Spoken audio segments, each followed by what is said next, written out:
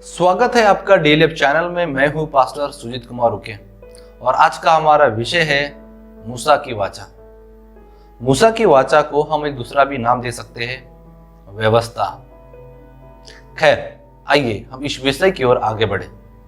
अब तक हमने देखा अब्राहम की वाचा के विषय में। अब्राहम की वाचा विश्वास की वाचा थी और वहां परमेश्वर मनुष्य के कर्मों के आधार पर कार्य नहीं कर रहा था। वहां कोई नियम नहीं थे, तो वहां पर परमेश्वर जो कुछ कर रहे थे वो अपने वाचा के अनुसार ही कर रहे थे। परमेश्वर ने एक चिन्ह दिया खतने का। परमेश्वर ने खतने का चिन्ह क्यों दिया? क्योंकि परमेश्वर उसके वंश के साथ अपनी प्रतिज्ञा को पूरा करना चाहते थे। हम यही बात देखते हैं मूसा की वाचा में। मूसा की वाचा में भी खतने को हम देखते हैं, लेकिन असल में खतना यह चिन्ह जो है वह अब्राहम के द्वारा ही आया हुआ है, ताकि उनके वंशों में वह बीज हस्तांतरित हो सके। आजकल के कई विश्वासी ये मानते हैं कि प्रभु की ओर से मिलने वाली आशीष केवल आत्मिक की होती है, भौतिक नहीं। पर आप याकूब को ही देखिए, याकूब का धन पूरे देश में समा नहीं पा रहा था। याकूब बहुत बड़ा धनवान था और बाइबल हमें बताती है कि जब मिस्र के लोग जब बाहर निकल रहे थे, बहुत ही बड़ा धन बाहर निकल कर वे वापस आए। वचन हमें साफ साफ बताता है कि 430 सालों तक मिस्र में इजरायली लोग गुलाम बनकर थे, परंतु निर्गमन 2 अध्याय 24 पद हमें यह बताता है कि परमेश्वर ने उनका कराहना सुनकर अब्राहम, इसहाक और याकूब की वाचा को स्मरण किया। तो परमेश्वर ने मिस्र के लोगों को वहां से 430 सालों से बंधन से क्यों आजाद किया? क्योंकि परमेश्वर ने अब्राहम, इसहाक और याकूब की वाचा को स्मरण किया। आप इस वचन में अंडरलाइन खींच लीजिए, आपको पता चल जाएगा कि अब्राहम, इसहाक और याकूब की वाचा को परमेश्वर ने स्मरण किया। खैर, तो मूसा की वाचा को हम और अच्छे से समझते हैं। जब परमेश्वर ने अपनी वाचा को स्मरण किया, आपको पता होना चाहिए याकूब के 12 बेटे थे। 12 बेटों में से एक का नाम था लेवी, और लेवी के गोत्र में से अराम नाम के व्यक्ति का बेटा जो था वह था मूसा। और आप जानते हैं मूसा के और एक भाई और एक बहन थी। भाई का नाम था हारून और बहन का नाम था मरियम। अब परमेश्वर ने मूसा को बुलाहट दी और परमेश्वर ने उस बुलाहट में बहुत ही बड़ा काम किया। अब वचन में देखते मूसा की वाचा में वह जब फिरौन राजा के पास जाता है और 10 पीड़ाओं के बाद हम देखते हैं एक बहुत ही अद्भुत कहानी है, आप उसे पढ़ लीजिएगा। उस कहानी के बाद हम देखते हैं कि वह सारे लोगों को लाल समुद्र से पार करवा कर ला लेता है, और जैसे ही लाल समुद्र पार हो जाता है, हम निर्गमन 15 अध्याय में देखते हैं कि लोग पानी के लिए रो रहे थे, पानी के लिए कुड़कुड़ा रहे थे। वो मूसा के प्रति कुड़कुड़ा रहे थे, परमेश्वर के प्रति कुड़कुड़ा रहे थे। लेकिन वहां हम एक चमत्कार को देखते हैं। निर्गमन 15 अध्याय में मारा में जो कड़वा पानी था उसे मीठे पानी में तब्दील कर दिया गया। निर्गमन 16 अध्याय में देखते हैं लोग मांस के लिए कुड़कुड़ा रहे और कहते कि खाने के लिए हमारे पास कुछ भी नहीं है, तू हमें यहां मारने के लिए लाया। लेकिन हम वहां देखते हैं कि परमेश्वर ने वहां लवर पक्षी भेजकर उनको अच्छे से मांस खिलाया। लेकिन फिर कहानी वैसी ही देखते हैं मिस्रियों फिर कुड़ाते परमेश्वर की ओर, मूसा की ओर। और निर्गमन 17 अध्याय बताता है कि परमेश्वर ने उनके लिए चट्टान से भी पानी निकाला। पर इतना करने के बावजूद भी हमें देखते हैं कि मिस्री लोग कुड़कुड़ाते हैं।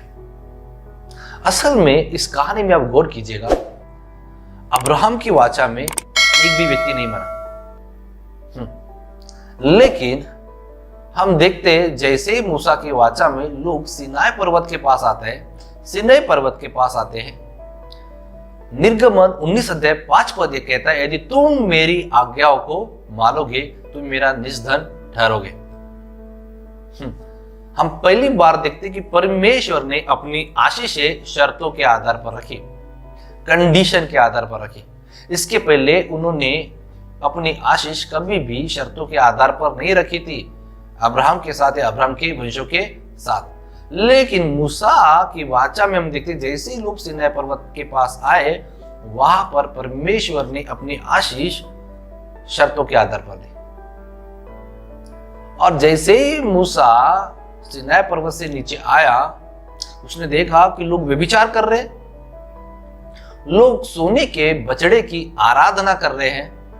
परमेश्वर ने वहां लोगों को हाथ में तलवार लेने के लिए कहा और जिन लोगों ने अपराध किया था उनका कत्ल करने कहा। और वहां पर हम देखते कि प्लेग की बीमारी से बहुत से लोग वहां पर मर गए। तो परमेश्वर इतने चंचल है, परमेश्वर में अचानक इतना बदलाव क्यों आया? इस बात को हमें समझना बहुत ही जरूरी है। हालेलुया। हम वचन में ध्यान देते हैं तो हमें पता चलता है कि गिनती उसका 11 अध्याय 1 पद में लोग जब कुड़कुड़ा रहे थे तो वहां यहोवा की आग आई और यहोवा की आग ने बहुत से लोगों को निगल लिया।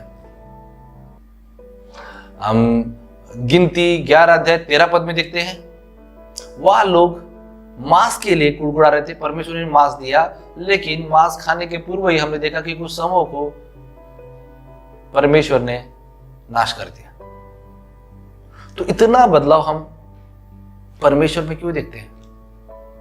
अब गिनती 12 अध्याय 20 पद में आप देखिएगा, आपको ये समझ में आएगा।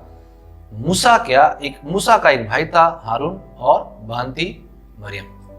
लेकिन जब मूसा ने एक कुशी स्त्री से विवाह कर लिया तो वे उसकी निंदा करने लग गए। मेरा मानना है कि वो इस जाति को वो निचले स्तर में देखते होंगे और वहां मरियम उसके प्रति कुड़कुड़ा रही थी। इस कारण से वचन हमें बताता है कि मरियम को छावनी के बाहर रखा गया था, क्योंकि वो कोढ़ की बीमारी से पूरे शरीर में भर गई थी। तो अचानक परमेश्वर में इतना बदलाव क्यों है? अब तक तो परमेश्वर ने सीनाई पर्वत पास आने के पहले परमेश्वर ने किसी भी व्यक्ति को नहीं मारा था। अब्राहम की वाचा में हमने कहा था आपको कि जो व्यक्ति वाचा में सम्मिलित हो जाता है उसको उस वाचा के नियम और शर्तों को पालन करना जरूरी है। वाचा आपकी स्वतंत्रता को छीन लेती है। और आप ध्यान दीजिएगा, गौर कीजिएगा, अब्राहम जब उस जगह से निकला, वहां से लेकर सीनाई पर्वत आने तक आप देखेंगे कोई भी व्यक्ति नहीं मरा सिवाय एर और आनोर के। अब बाइबल ये बताती है कि एर और आनोर ने खतना नहीं किया था, इस वजह से उन दोनों की निश्चित ही मौत हो गई, जो कि यहूदा के बेटे थे। वचन साफ साफ बताता कि सीनाई पर्वत के पास आने के बाद जब उन्हें व्यवस्था दी गई थी, जो एक विधि थी और कुछ उसमें 10 आज्ञा भी सम्मिलित थे, इसके मिलने के बाद लोगों का मरना यूं आरंभ हो गया और लोग मरने लग गए। तो परमेश्वर ने व्यवस्था देने में देरी क्यों दी? परमेश्वर ने मूसा की वाचा देने में देरी क्यों की? इस देरी के विषय में समझना आपको होगा। असल में आदम की वाचा को, आपकी इसको पिछले लेसन को समझना बहुत जरूरी है। असल में आदम की वाचा में परमेश्वर ने प्रेम, दया और क्षमा के साथ ही व्यवहार किया। परमेश्वर ने आदम को बगीचे से बाहर निकाला, यह भलाई थी। उनकी बुराई के प्रति भी परमेश्वर की भलाई थी, ताकि वो पाप का स्वभाव हमेशा के लिए अमर ना रहे, वो पीड़ा उनमें हमेशा के लिए शरीर में अमर ना रहे। कैन ने जब अपने भाई का कत्ल किया, फिर भी परमेश्वर ने कहा कि इसका 7 गुना बदला लिया जाएगा जो इसका घात करेगा। परमेश्वर ने फिर भी उससे प्रेम, दया और क्षमा से व्यवहार किया। परमेश्वर नहीं चाहते थे कि वो पाप के स्वभाव के प्रति, पाप के ज्ञान के प्रति सचेत हो। नूह की वाचा में भी परमेश्वर के पास कोई विकल्प नहीं था। इसलिए परमेश्वर ने, वहां बाइबल बताती साफ साफ उत्पत्ति 6 अध्याय उसके 3 पद में, कि परमेश्वर मनुष्य को बनाने से पछताया और परमेश्वर के पास कोई विकल्प नहीं था, क्योंकि पाप का स्तर इतना बढ़ गया था। मान लीजिए आज 4 साल में जितना पाप हो सकता है वो उतना 2 साल में ही हो जाता था, और पापों का स्तर बहुत ही बढ़ गया था। और परमेश्वर के पास कोई भी विकल्प नहीं था अपनी उद्धार की योजना को पूरा करने के लिए। जो कुंवारी मरियम का पैदा होना जरूरी था ताकि वो यीशु मसीह उद्धारकर्ता को जन्म दे दे, और इसके एक परिवार को बचना बहुत ही जरूरी था। हालेलुया। तो परमेश्वर व्यवस्था देने में देरी कर रहे थे, क्योंकि परमेश्वर नहीं चाहते कि मनुष्य पाप का ज्ञान प्राप्त करने में महारत हासिल करे। परमेश्वर चाहते थे कि लोग परमेश्वर के पास आए या पश्चाताप करें, परंतु वो परमेश्वर की भलाई को देखकर परमेश्वर के समीप आए, ना कि भय से।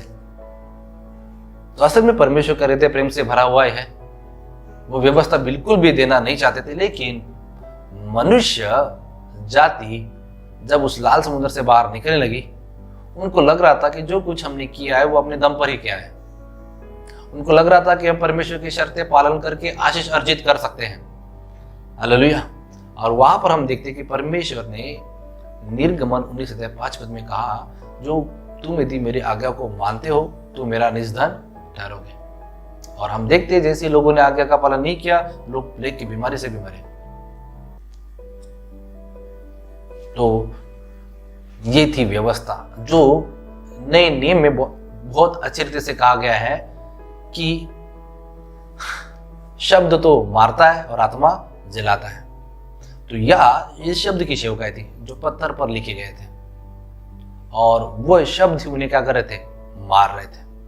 जैसे रोमियो 5:13 पद में हमने कहा है कि जहां व्यवस्था है वहां पाप गिना जाता है, परंतु जहां व्यवस्था नहीं वहां पाप गिना नहीं जाता। अब ये व्यवस्था का समय था और परमेश्वर लोगों के पाप गिन रहे थे।